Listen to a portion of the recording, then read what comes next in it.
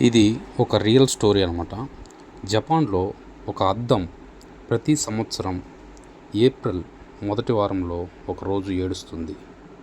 అసలు విషయానికి వస్తే, జపాన్లో ఒక చిన్న గ్రామంలో ఒక పాత బుద్ధ మండపం ఉండేది. అక్కడ గత 70 సంవత్సరాలుగా సంవత్సరానికి ఒకసారి, అది కూడా ఏప్రిల్ మొదటి వారంలో, ఒక అద్దం తనంతట తానే పొగలు రాస్తూ, చప్పుడు చేస్తూ, ఏడుస్తూ ఉండేది. ఎందుకంటే పూర్వం ఒక యువతి ఆ అద్దం ముందు ఆత్మహత్య చేసుకుంది.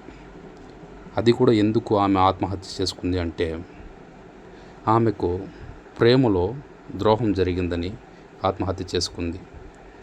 ఆమె ప్రేమించినటువంటి వారు ఆమెని ద్రోహం చేశారని, ఆమెకు అన్యాయం జరిగిందని ఆమె చనిపోయింది.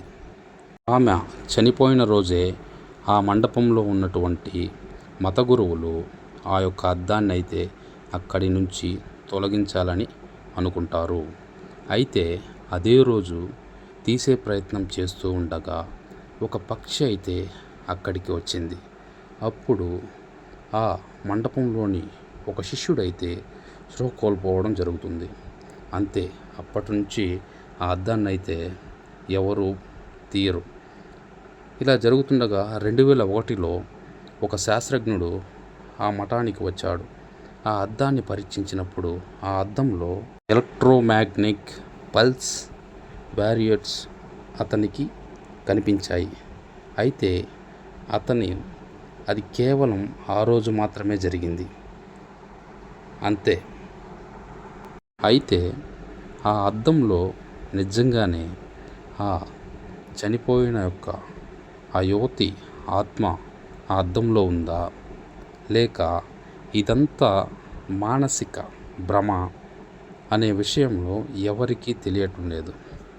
అయితే ఇప్పటికీ కూడా ఏప్రిల్ మొదటి వారంలో అక్కడి ప్రజలు ఆ అమ్మాయి చనిపోయిన గదిని మూసివేసి దాని ముందు పూజలైతే చేస్తూ ఉంటారు. ఈ సంఘటన అయితే జపాన్లో నిజంగా జరిగినటువంటి సంఘటన. ఈ వీడియో మీకు నచ్చినట్లయితే వీడియోకి ఒక లైక్ చేయండి.